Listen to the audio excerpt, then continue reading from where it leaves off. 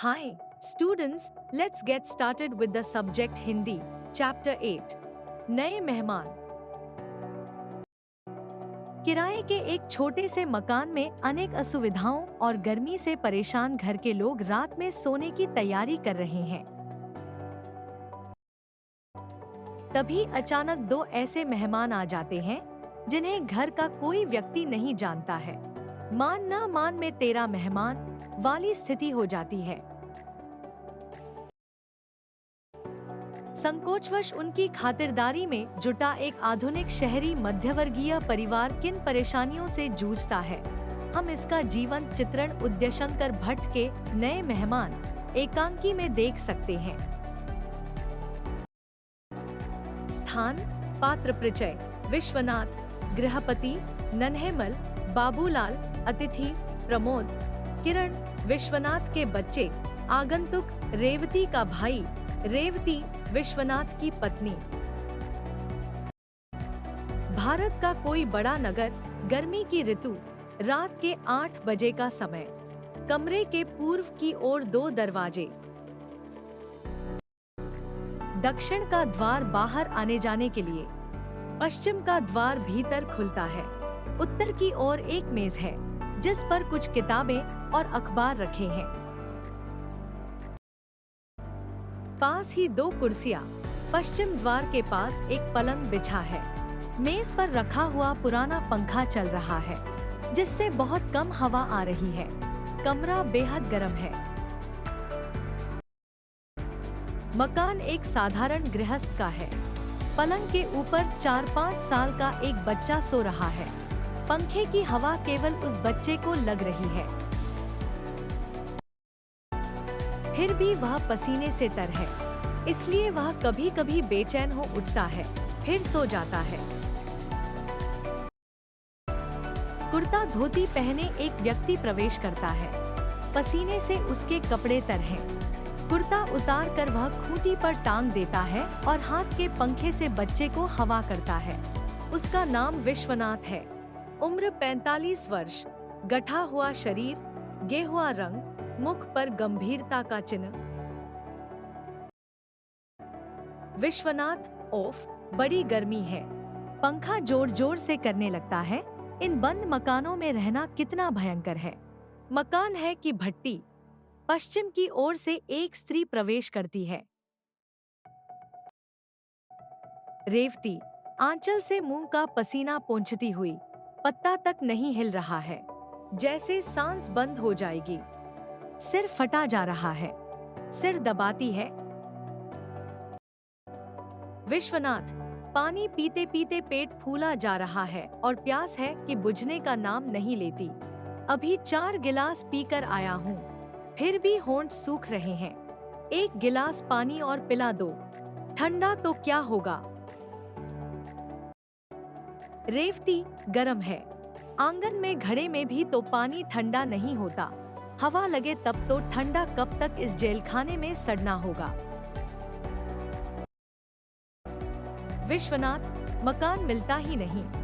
आज 2 साल से दिन रात एक करके ढूंढ रहा हूँ। हाँ, पानी तो ले आओ, जरा गला ही तर कर लूं। रेवती, बर्फ ले आते, पर बर्फ भी कोई कहाँ तक पिए। विश्वनाथ, बर्फ का पानी पीने से क्या फायदा। प्यास जैसी तैसी, बल्कि दुगुनी लगती है। ओफ, लो, पंखा कर लो। बच्चे क्या ऊपर हैं? रेवती, रहने दो, तुम ही करो। छत इतनी छोटी है कि पूरी खाटें भी तो नहीं आती। एक खाट पर 2-2, 3-3 बच्चे सोते हैं, तब भी पूरा नहीं पड़ता। विश्वनाथ, एक यह पड़ोसी हैं, निर्दयी, जो खाली छत पड़ी रहने पर भी बच्चों के लिए एक खाट नहीं बिछाने देंगे। रेवती, वे तो हमको मुसीबत में देखकर प्रसन्न होते हैं। उस दिन मैंने कहा तो लाला की औरत बोली, क्या छत तुम्हारे लिए है, नकद 50 देते हैं। तब 4 खाटों की जगह मिली है। ना बाबा, यह नहीं हो सकेगा। मैं खाट नहीं बिछाने दूंगी। सब हवा रुक जाएगी। उन्हें और किसी को सोता देखकर नींद नहीं आती। विश्वनाथ, पर बच्चों के सोने में क्या हर्ज है? जरा आराम से सो सकेंगे। कहो तो मैं कहूँ। रेवती, क्या फायदा? अगर लाला मान भी लेगा तो वह नहीं मानेगी। वैसे भी मैं उसकी छत पर बच्चों का अकेला सोना पसंद नहीं करूंगी। विश्वनाथ, फिर जाने दो। मैं नीचे आंगन में सो जाया करूंगा। कमरे में भला क्या सोया जाएगा? मैं कभी कभी सोचता हूँ, यदि कोई अतिथि आ जाए तो क्या होगा। रेवती, ईश्वर करे इन दिनों कोई मेहमान न आए। मैं तो वैसे ही गर्मी के मारे मर रही हूँ। पिछले 15 दिन से दर्द के मारे सिर फट रहा है। मैं ही जानती हूँ, जैसे रोटी बनाती हूँ। विश्वनाथ, सारे शहर में जैसे आग बरस रही हो। यहाँ की गर्मी से तो ईश्वर बचाए। इसीलिए यहाँ गर्मियों में सभी संपन्न लोग पहाड़ों पर चले जाते हैं। रेवती, चले जाते होंगे। गरीबों की तो मौत है। रेवती जाती है। बच्चा गर्मी से घबरा उठता है। विश्वनाथ जोर जोर से पंखा करता है। विश्वनाथ, इन सुकुमार बालकों का क्या अपराध है? इन्होंने क्या बिगाड़ा है? तमाम शरीर मारे गर्मी के उबल उठा है। रेवती पानी का गिलास लेकर आती है। रेवती, बड़े का तो अभी तक बुरा हाल है। अब भी कभी कभी देह गर्म हो जाती है। विश्वनाथ, पानी पीकर उसने क्या कम बीमारी भोगी है? पूरे 3 महीने तो पड़ा रहा। वह तो कहो मैंने उसे शिमला भेज दिया, नहीं तो न जाने। रेवती, भगवान ने रक्षा की। देखा नहीं, सामने वालों की लड़की को फिर से टाइफाइड हो गया और वह चल बसी। तुम कुछ दिनों की छुट्टी क्यों नहीं ले लेते? मुझे डर है कहीं कोई बीमार न पड़ जाए। विश्वनाथ, छुट्टी कोई दे तब ना, छुट्टी ले भी लूं तो खर्च चाहिए। खैर, तुम आज जाकर ऊपर सो जाओ। मैं आंगन में खाट डालकर पड़ा रहूंगा।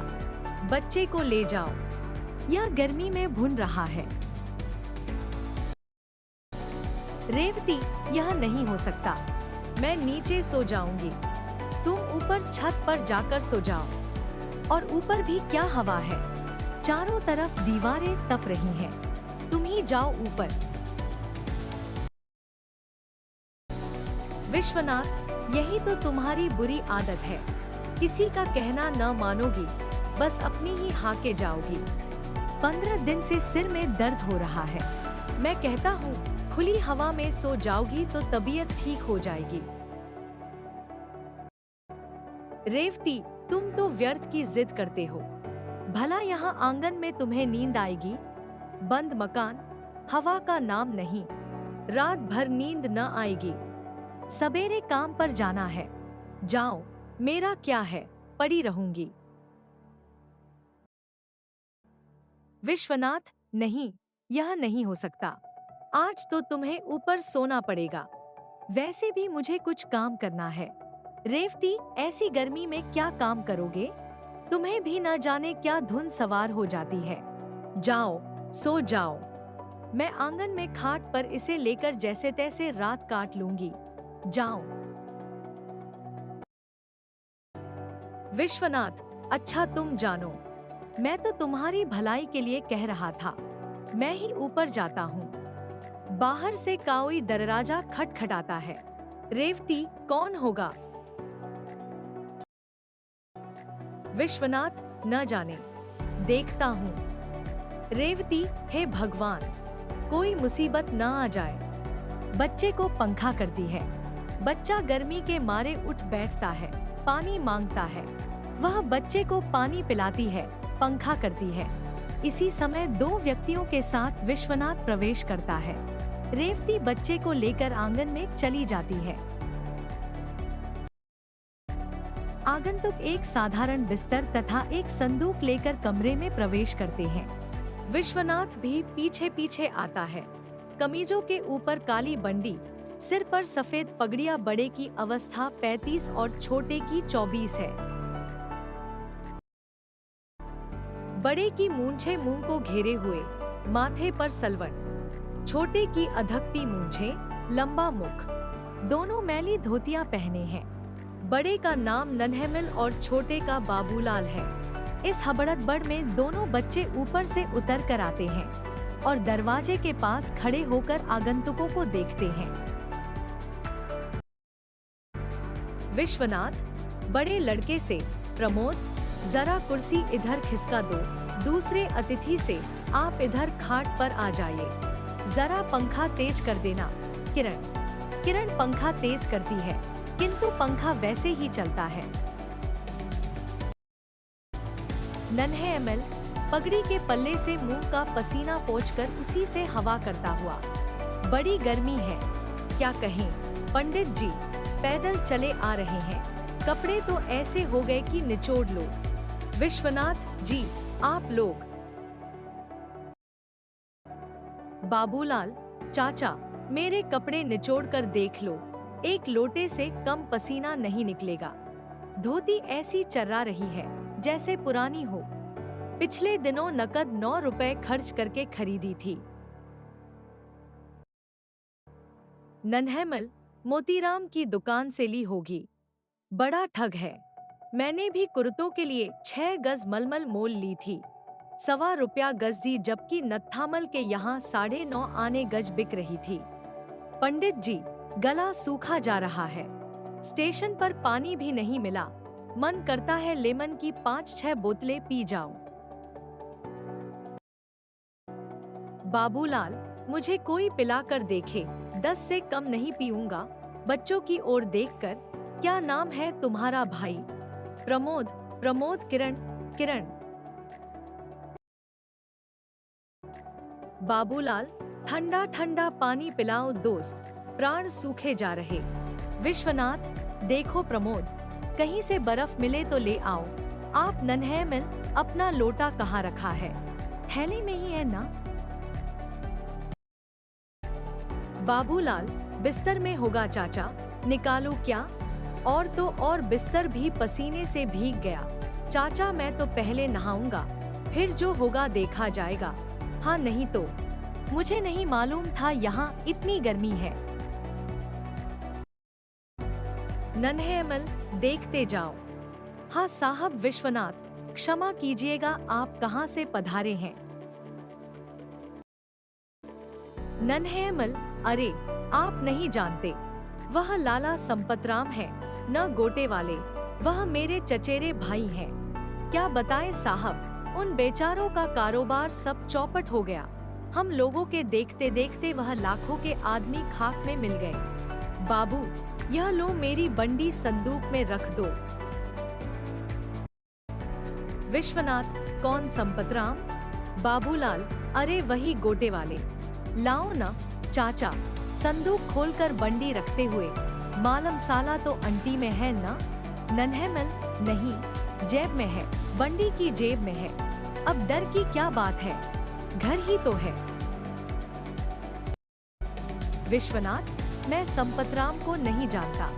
नन्हेमल संपतराम को जानने की क्यों, वह तो आपसे मिले हैं, आपकी तो वह। बाबूलाल हाँ, उन्होंने कई बार मुझसे कहा है, आपकी तो वह बहुत तारीफ करते हैं। पंडित जी क्या मकान इतना ही बड़ा है? नन्हेमल देख नहीं रहे, इसके पीछे एक कमरा दिखाई देता है। पंडित जी इसके पीछे आंगन होगा और ऊपर छत होगी। शहर में तो ऐसे ही मकान होते हैं। किरण विश्वनाथ से, माँ पूछती है खाना। नन्हेमल क्यों बाबूलाल? पंडित जी कष्ट तो होगा, पर तुम जानो खाना तो।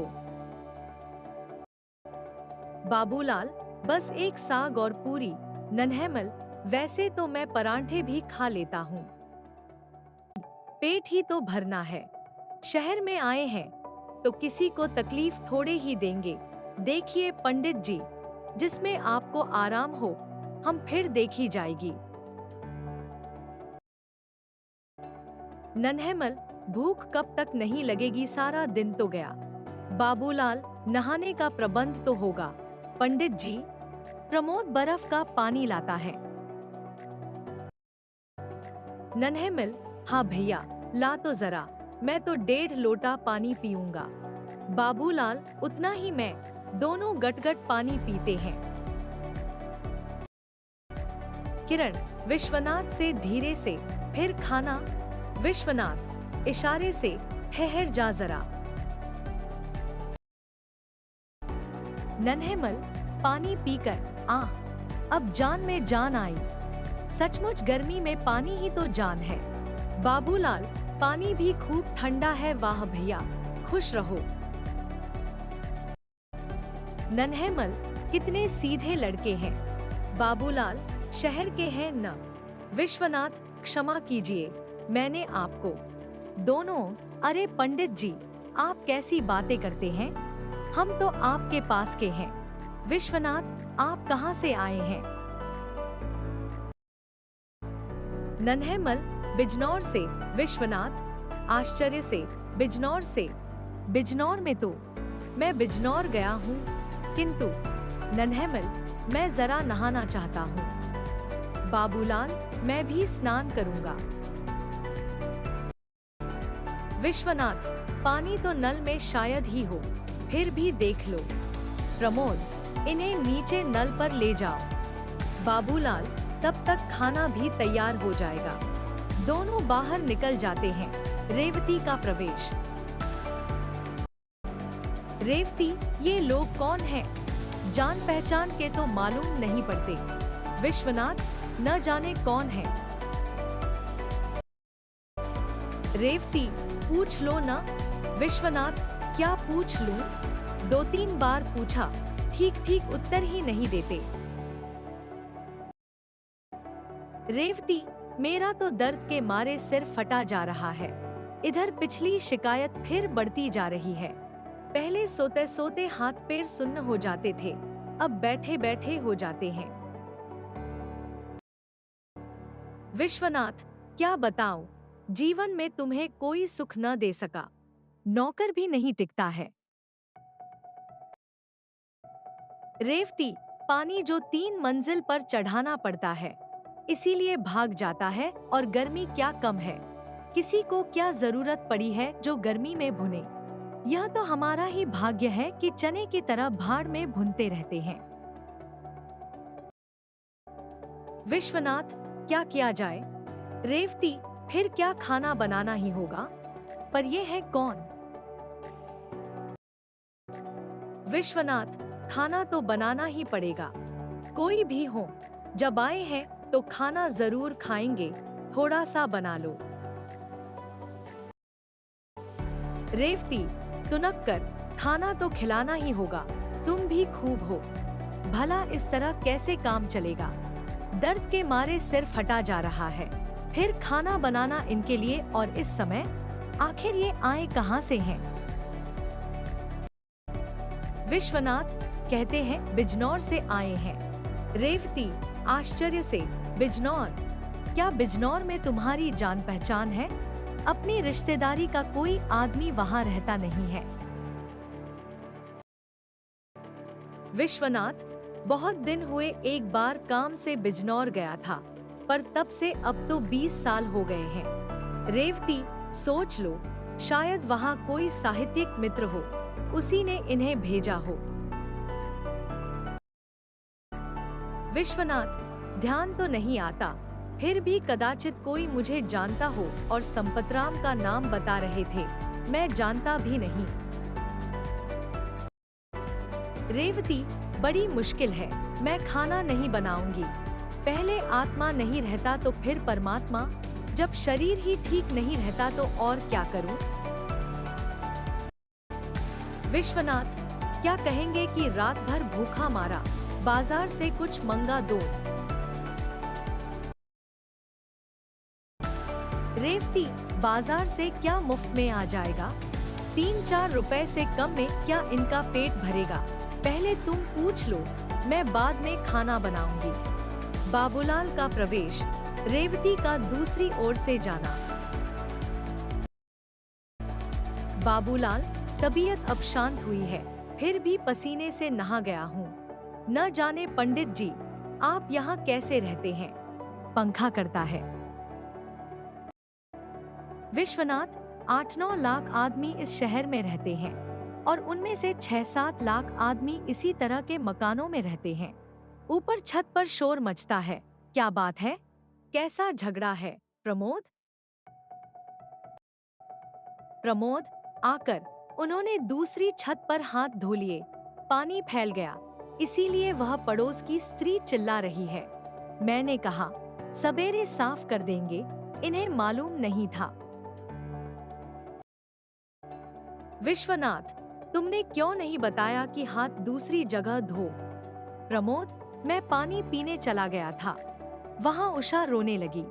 उसे चुप कराया, पानी पिलाया और पंखा सेटिंग झलता रहा।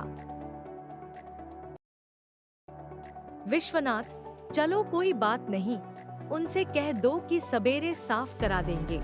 नेपथ्य में, अरे बाबू मेरी धोती दे देना, मैं भी नहा लूं। बाबूलाल, लाया चाचा। जाता है पड़ोसी का तेजी से प्रवेश। पड़ोसी, देखिए साहब, मेहमान आपके होंगे, मेरे नहीं। मैं यह बर्दाश्त नहीं कर सकता कि मेरी छत पर इस तरह गंदा पानी फैलाया जाए। विश्वनाथ, वाकई गलती हो गई, कल सवेरे साफ करा दूंगा। पड़ोसी, आपसे रोज ही गलती होती है। विश्वनाथ, अनजान आदमी से गलती हो ही जाती है, उसे क्षमा कर देना चाहिए। कल से ऐसा नहीं होगा। पड़ोसी, होगा क्यों नहीं, रोज होगा, रोज होता है। अभी उसी दिन आपके एक मेहमान ने पानी फैला दिया था, फिर वह हमारी खाट बिछाकर लेट गया था। विश्वनाथ, मैंने समझा तो दिया था, फिर तो वह आदमी खाट पर नहीं लेट था। पड़ोसी, तो आपके यहाँ इतने मेहमान आते ही क्यों हैं? यदि मेहमान बुलाने हो तो बड़ा सा मकान लो। विश्वनाथ, यह भी आपने खूब कहा कि इतने मेहमान क्यों आते हैं। अरे भाई, मेहमानों को क्या मैं बुलाता हूँ। खैर, आज क्षमा करें, अब आगे ऐसा नहीं होगा। पड़ोसी, कहाँ तक कोई क्षमा करे? क्षमा क्षमा, बस एक ही बात याद कर ली है, क्षमा। पड़ोसी चला जाता है। दोनों अतिथि आते हैं। दोनों, क्या बात है? विश्वनाथ, कुछ नहीं, आप धोतियां छज्जे पर सुखा दें। नन्हेमल, सचमुच हमारी वजह से आपको बड़ा कष्ट हुआ। भैया, जरा सा पानी और पिला दो। उफ़, बड़ी गर्मी है। हाँ साहब, खाने में क्या देरदार है। बात यह है कि नींद बड़े जोर से आ रही है। विश्वनाथ, देखिए, मैं आपसे 1-2 बात पूछना चाहता हूँ। नन्हेमल, हाँ पूछिए, मालूम होता है आपने हमें पहचाना नहीं है। विश्वनाथ, जी हाँ, बात यह है कि मैं बिजनौर गया तो अवश्य हूँ, पर बहुत दिन हो गए हैं। नन्हेमल, तो क्या हर्ज है, कभी कभी ऐसा भी हो जाता है। हम तो आपको जानते हैं, कई बार आपको देखा भी है। बाबूलाल, लाला भानामल की लड़की की शादी में आप नजीबाबाद गए थे। नन्हेमल, अरे दूर क्यों जाते हो, अभी पिछले साल आप मुरादाबाद गए थे। विश्वनाथ, हाँ, पिछले साल मैं लखनऊ जाते हुए 2 दिन के लिए जगदीश प्रसाद के पास मुरादाबाद ठहरा था। नन्हेमल, हाँ, सेठ जगदीश प्रसाद के यहाँ हमने आपको देखा था। बाबूलाल, उनकी आटे की मिल है, क्या कहने हैं, उनके बड़े आदमी हैं, हम उन्हीं के रिश्तेदार हैं। विश्वनाथ, पर उनका तो प्रेस है। नन्हेमल, प्रेस भी होगा, उनकी एक बड़ी मिल भी है। अब एक और गन्ने की मिल बिजनौर में खुल रही है। बाबूलाल, अगले महीने तक खुल जाएगी। हाँ भैया, पानी ले आए। लो चाचा, पहले तुम पी लो। विश्वनाथ, तो आप कोई चिट्ठी विट्ठी लाए हैं?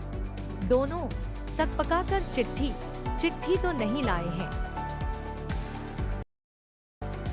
नन्हेमल, संपतराम ने कहा था कि स्टेशन से उतरकर सीधे रेलवे चले जाना। वहाँ कृष्णा गली में वह रहते हैं। विश्वनाथ, पर कृष्णा गली तो यहाँ 6 है। कौन सी गली में बताया था? नन्हेमल, 6 है। बहुत बड़ा शहर है साहब, हमें तो यह मालूम नहीं है, शायद बताया हो, याद ही नहीं रहा। विश्वनाथ, खींचकर, जिसके यहाँ आपको जाना है उसका नाम भी तो बताया होगा। बाबूलाल, क्या नाम था चाचा? नन्हेमल, नाम तो याद नहीं आता, जरा ठहरिए, सोच लूं। या कवि बताया था, मैं उस समय नहीं था, सामान लेने घर गया था, तुम्ही ने रेल में बताया था। नन्हेमल, हाँ साहब, कविराज बताया था। आप तो बेकार शक में पड़े हैं, हम कोई चोर थोड़े ही है। बाबूलाल, चोर छिपे थोड़े ही रहते हैं। पंडित जी, क्या बताएं, हमारे घर चलकर देख ले तो पता लगेगा कि हम भी। विश्वनाथ, लेकिन मैं कविराज तो नहीं हूँ। दोनों चिल्लाकर, तो कवि ही बताया होगा साहब। नन्हेमल, हमें याद नहीं आ रहा, हमें तो जो पता दिया था उसी के सहारे आ गए। नीचे आवाज लगाई और आप मिल गए, ऊपर चढ़ आए। पहले हमने सोचा होटल या धर्मशाला में ठहर जाए, फिर सोचा घर के ही तो हैं, चलो घर ही चलें। विश्वनाथ, जिनके यहाँ आपको जाना था वह काम क्या करते हैं? नन्हेमल, काम? क्या काम बताया था बाबू? बाबूलाल, मेरे सामने तो कोई बात ही नहीं हुई, मैं तो सामान लेने चला गया था। आप तो पंडित जी शायद वैद्य हैं? नन्हेमल, हाँ याद आया, बताया था वैद्य हैं। विश्वनाथ, पर मैं तो वैद्य नहीं हूँ। प्रमोद, पिछली गली में एक कविराज वैद्य रहते हैं। विश्वनाथ, हाँ ठीक, कहीं आप कविराज रामलाल वैद्य के यहाँ तो नहीं? दोनों उछलकर, अरे हाँ वही तो कविराज रामलाल। विश्वनाथ, शायद वह उधर के हैं भी। नन्हेमल, ठीक है साहब, ठीक है, वही है। मैं भी सोच रहा था कि आप न संपतराम को जानते हैं न जगदीश प्रसाद को। प्रमोद से, कहाँ है उन कविराज का घर? विश्वनाथ, जाओ, इन्हें उनका मकान बता दो, मैं भीतर हो आऊं। दोनों, चलो जल्दी चलो भैया। अच्छा साहब, राम राम। विश्वनाथ, भीतर से ही राम राम। रेवती, अब जान में जान आई। हाय, सिर फटा जा रहा है। नीचे से आवाज आती है, नेपथ्य में भले आदमी, न जाने कहाँ मकान लिया है, ढूंढते ढूंढते आधी रात हो गई।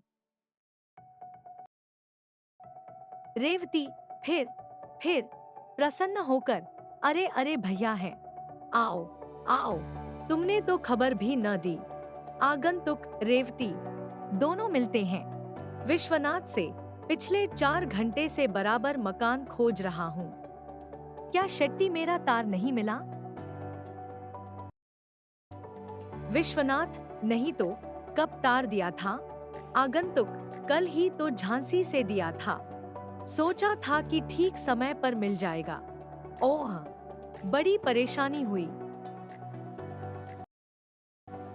रेवती, लो कपड़े उतार डालो, पंखा करती हूँ। अरे प्रमोद, जा जल्दी से बर्फ तो ला, मामा जी को ठंडा पानी पिला, और देख नुक्कड़ पर हलवाई की दुकान खुली हो तो। आगंतुक, भाई बहुत बड़ा शहर है, वह तो कहो। मैं भी ढूंढ कर ही रहा, नहीं तो न जाने कहाँ होटल या धर्मशाला में रहना पड़ता। बड़ी गर्मी है, मैं जरा बाथरूम जाना चाहता हूँ। विश्वनाथ, हाँ हाँ अवश्य, सामने चले जाइए। आगंतुक, एक बार तो जी में आया कि सामने होटल में ठहर जाऊं। शायद रात को आप लोगों को कोई कष्ट हो। रेवती, ऐसा क्यों सोचते हो? कष्ट काहे का? यह तो हम लोगों का कर्तव्य था। अच्छा, तुम तैयार हो, मैं खाना बनाती हूँ। आगंतुक, भाई देखो, इस समय खाना बना रहने दो, मैं पानी पीकर सो जाऊंगा। वैसे मुझे भूख भी नहीं है। रेवती जाती हुई लौटकर, कैसी बातें करते हो भैया, मैं अभी खाना बनाती हूँ। आगंतुक, इतनी गर्मी में रहने दो ना। विश्वनाथ, तुम नहाने तो जाओ। आगंतुक जाता है। रेवती से कहो अब। रेवती, अब क्या, मैं खाना बनाऊंगी, भैया भूखे नहीं सो सकते। यवनिका। Thanks for watching.